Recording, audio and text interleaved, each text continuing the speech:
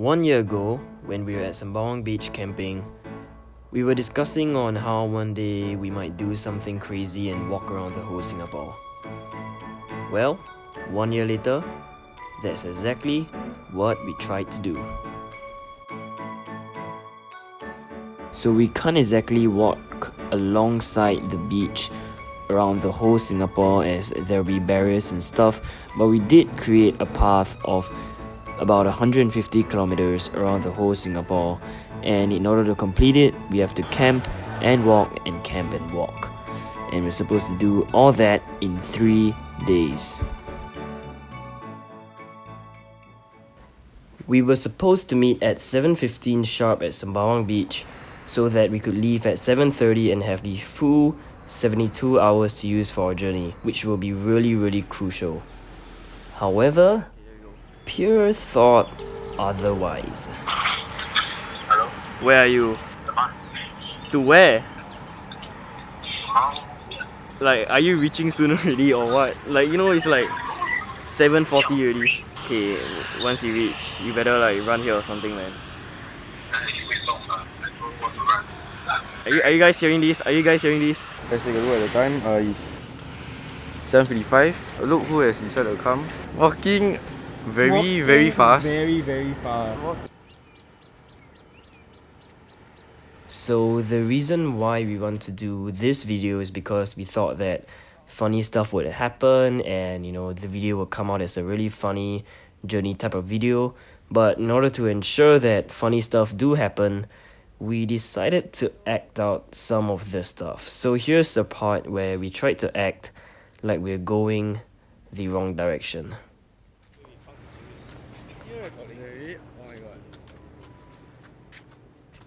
Yup, it's pretty embarrassing.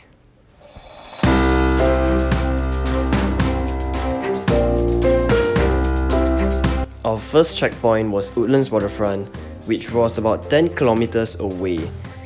Since we lost 30 minutes because of Pierre, we had to walk 2 times as fast and try to reach Woodlands Waterfront by 9:30 so that everything will go on schedule.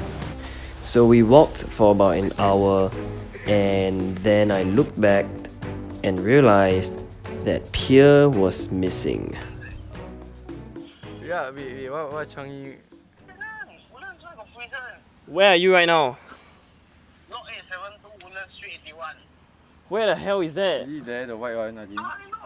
Pierre was lost, and after much discussion, Marcus and I decided to leave him behind. You can see, we finally reached Woodlands Waterfront. It took a 2-hour journey because we set off late, and the guy who made us set off late is Ong Pierre. And currently, Ong Pierre is lost. So as you can see, it isn't really going well. But okay, we're here, we're gonna get a break. We're gonna take a break, get some rest, and we're gonna move on and have lunch at Kranji.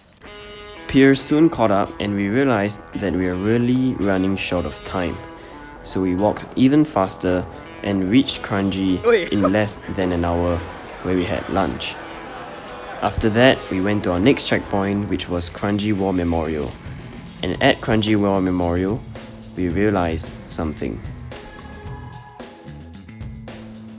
Okay guys, so right now we are here. The place where we're walking to later, which is over here, is one of the most ulu places in Singapore. It's one of the most countryside places, and right now it is 1:30, and if we don't walk fast enough, we'll end up walking in the night around Lim Chu Kang and Neo Tiew area, which is a place which we really don't want to be at night. It's a secluded place of Singapore. There are wild boars, there are like, you know, crocs in the Kranji area. We really have to pick up our pace or we'll not be in a good situation. So we made a run for Kranji, picked up some supplies on the way, and at 3:30 we were ready to enter Lim Chu Kang. Hi guys, we have reached the Kranji fishing grounds, and after crossing this bridge or this road bridge type of thing, we will enter Lim Chu Kang. What time is it?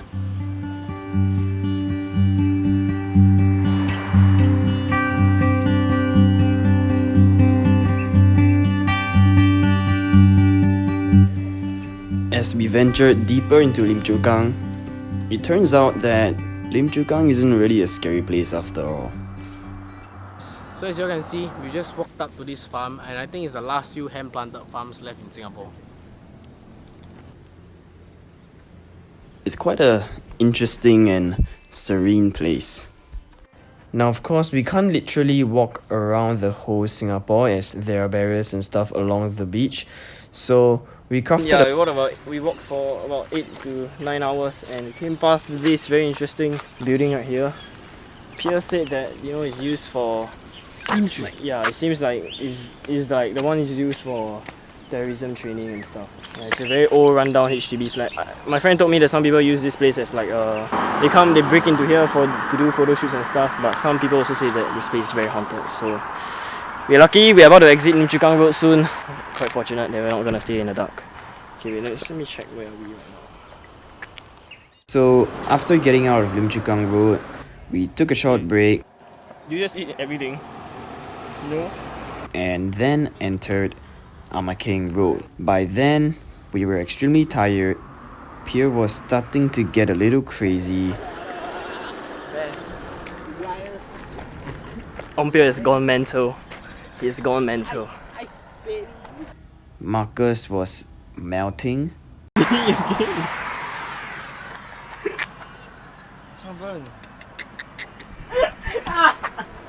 Pierre, look at Marcus' back.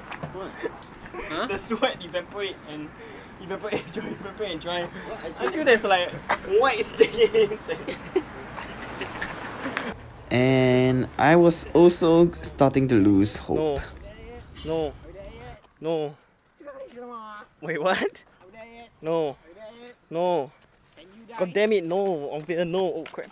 But other than that, King was actually a pretty cool place.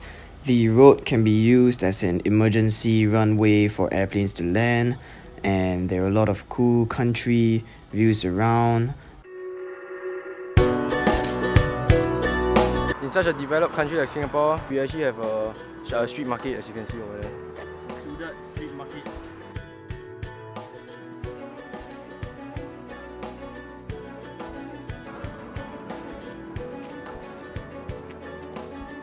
Guys,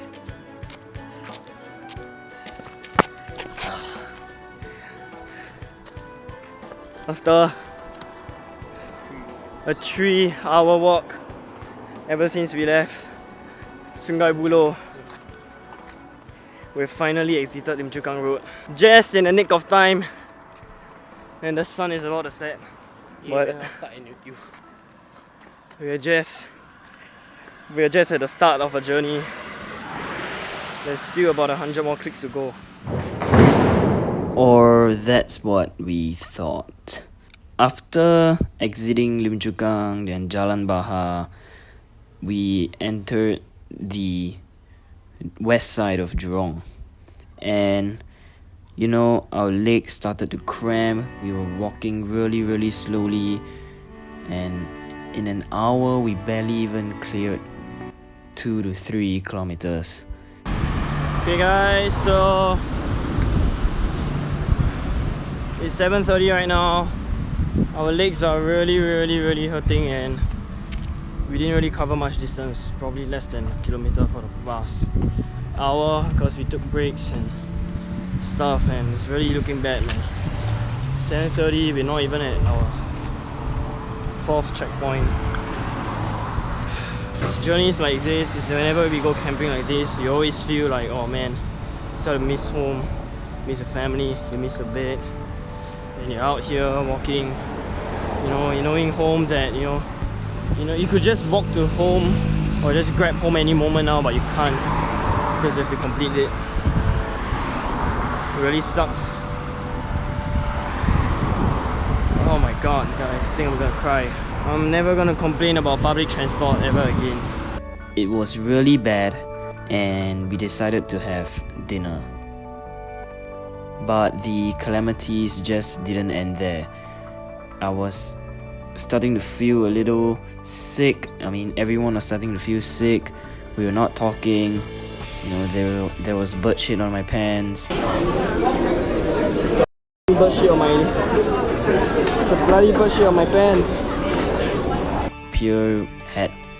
Pierre revealed that he had a flat foot, which makes walking for him really difficult, and soon we were also walking the wrong direction for about 30 minutes.